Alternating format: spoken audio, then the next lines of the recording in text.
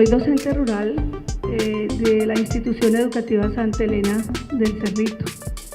Yo llevo 28 años ejerciendo en el magisterio, donde llevo 25 años como docente de Escuela Nueva.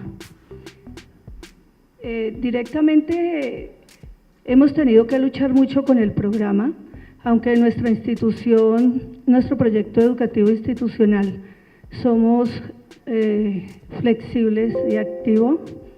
Nuestro modelo, el rector de nuestra institución hace algunos años nos mandó a hacer el estudio del programa Escuela Nueva, junto con FECOP. FECOP es una fundación que orienta a los docentes para el modelo Escuela Nueva. Nosotros llevamos más o menos 10 años en capacitaciones de Escuela Nueva, donde tenemos guías actualizadas con competencias y estrategias de Escuela Nueva. Yo he tenido la gran oportunidad de aprender mucho de este programa. Yo soy docente de 30 estudiantes de primero a quinto. Yo tengo 30. Tuve 40 hace unos 5 años más o menos, 45, donde he trabajado duro y con las uñas para que los estudiantes lleguen a un nivel académico más o menos al nivel de los estudiantes de la zona urbana. Las preocupaciones fueron muchas, uno llega que no sabe de dónde coger ni por dónde empezar. La gran ventaja cuando nos volvimos instituciones educativas, nuestro rector era docente de Escuela Nueva. Y al ser el docente de Escuela Nueva durante 15 años, él fue el que propició la actualización de los docentes de la zona rural de nuestra institución. Toda nuestra institución es rural. Somos las escuelas del Paraíso. Nosotros nos hemos actualizado mucho, utilizamos todas las herramientas como Escuela Nueva, tratamos al máximo de que el estudiante aproveche su sitio de estudio. Yo tengo una sede bien grande, donde pues hay bastantes arbolización y como te digo, son 30 estudiantes. Nos hemos capacitado, utilizamos las herramientas del correo de la amistad, la autoasistencia, la caja de la honradez. Hemos estado muy ahí pendientes y cada que hay una actualización nuestro jefe está pendiente. El que llega a las escuelas rurales de Santa Elena son capacitadas enviadas a capacitación como docente Escuela Nueva. Lo único que le he visto, la falencia que tenemos es que en la evaluación, con la nueva evaluación, nos rige esa evaluación y no la evaluación como docentes Escuela Nueva, a los estudiantes, porque la Escuela Nueva dice que si su estudiante va en un nivel más alto, tú lo puedes promocionar al siguiente grado en cualquier momento del año, pero con la nueva evaluación no podemos hacer eso. Y lo mismo cuando el estudiante se queda y no lo podemos dejar y no podemos. Para mí la gran desventaja en nuestro modelo es esa, más que cualquier actualización. Lo digo por los años que llevo, no hemos podido, que no se puede dejar los niños porque la ley de Escuela Nueva dice que el niño no se puede quedar. Que entonces ahorita con los nuevos lineamientos dijeron sí lo puede quedar, pero su seguimiento tiene que ser estricto, muy estricto. No, hay que estar en la observación permanente del estudiante, estar haciendo anotaciones, bueno, todo eso. Pero es difícil dejar un estudiante en el grado anterior. Pero ¿y cuando son buenos? ¿Y cuando son excelentes? Entonces amarra mucho nuestro programa en ese momento. Pero el modelo como modelo es excelente siempre y cuando haya una actualización y haya una capacitación activa y permanente de los docentes.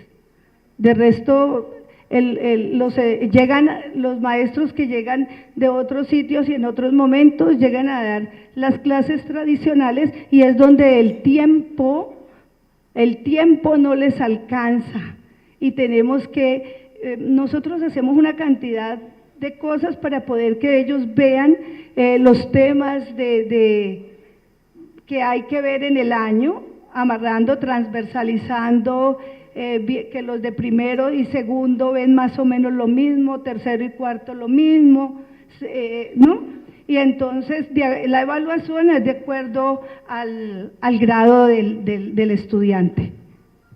Buenos días a todos. Mi nombre es José Leiber Villegas, yo soy rector de la institución educativa Mercedes Ábrego del sector rural del municipio de Pradera. La verdad es que resulta interesante y pocas veces he tenido la oportunidad de asistir a un espacio donde se discuta, donde se plantee realmente la esencia de escuela nueva, que no es un modelo pedagógico. Y yo invito a todos los compañeros maestros, maestras y directivos docentes a que nos documentemos y leamos más profundamente sobre esto, porque todavía nos siguen engatusando con el cuento que es un modelo, que es una metodología, que realmente el modelo no es, porque para que sea modelo tiene que reunir una serie de requisitos que no los reúne. Esto nació más bien como un programa que en su momento fue válido y fue útil, porque buscaba resolver la problemática del analfabetismo de la población campesina de nuestro país, especialmente de los niños y de las niñas, ¿sí? Porque pues como siempre con la falta y escasez de recursos en nuestro país había que buscar una solución económica que fuera viable y que permitiera llegar a todos los rincones pues más alejados de nuestro país.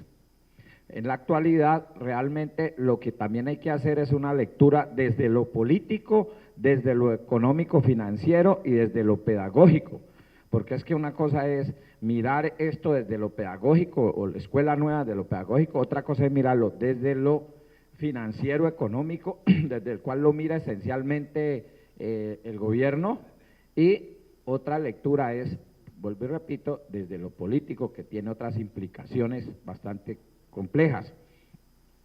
Entonces realmente el modelo, el programa Escuela Nueva en este momento ya no es pertinente y no resulta apropiado para poder brindar una educación de calidad, que es la palabra más manoseada y más trajinada en estos momentos en Colombia en el ámbito educativo.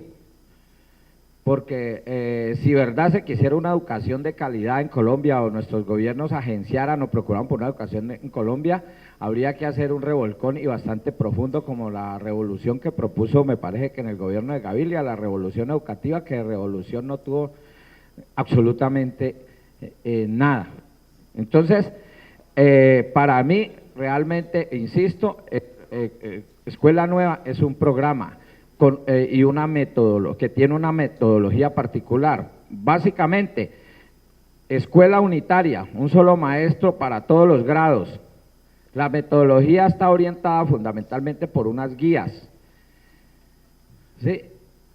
Y por una forma de trabajar al interior del aula, que los maestros, pues en la mayoría de los casos tienen que ingeniárselas, porque como reclaman la mayoría de los compañeros, casi nunca se tiene una capacitación, una actualización, pues en todos los cambios científicos y operativos que ha tenido la educación constantemente. Entonces vaya y defiéndase usted como pueda, ¿sí?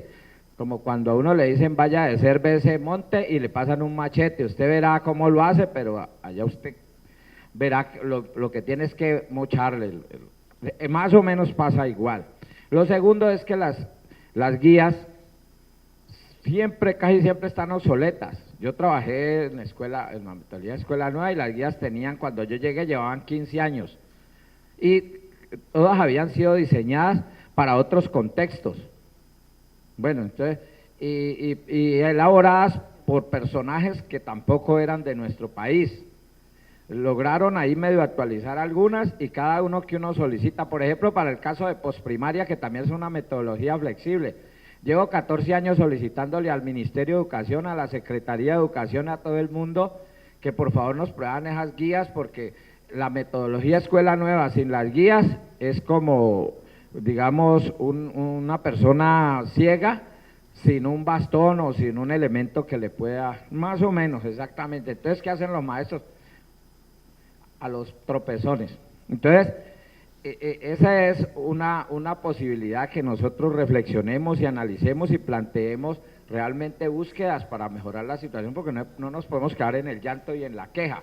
Pero para resumir y terminar, yo les puedo decir que el sistema educativo colombiano y en especial el programa Escuela Nueva brinda una educación precaria, como una solución precaria en una sociedad precaria, con unos gobiernos precarios, elegidos por una sociedad de un desarrollo mental, político y cultural precario, con una clase empresarial de una visión muy precaria, con unos poderes transnacionales, eso sí, muy fuertes, que procuran ante todo mantener el estado de precariedad de la mayoría de nuestra población. Y yo les planteo incluso a los compañeros del sindicato de USTE y de FECODE y de SUTED, es que lo que hay que procurar en este país, en especial con el gremio de los maestros, es una educación política que permita que podamos formar también, contribuir a formar a nuestros jóvenes, a nuestros niños, en una visión política, porque la pobreza política de nuestro país es impresionante. Y no les tengo que poner un ejemplo, pues, porque el de las anteriores elecciones es el resultado más evidente. Entonces, mientras sigamos haciendo marchas y marchas que son buenas y sirven, pero no cambiaremos nada.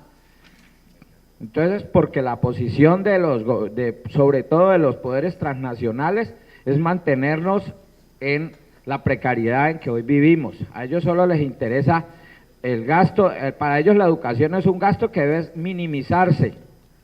Ellos le dicen a los gobiernos colombianos, mire, es que un maestro en El Salvador, en Uganda o en Tanzania le cuesta 1 millón de pesos mensuales, en Colombia les está costando 3 millones, o bajan esos costos a 1 millón o no les prestamos más plata, porque nosotros vivimos al fiado de los que nos prestan ellos.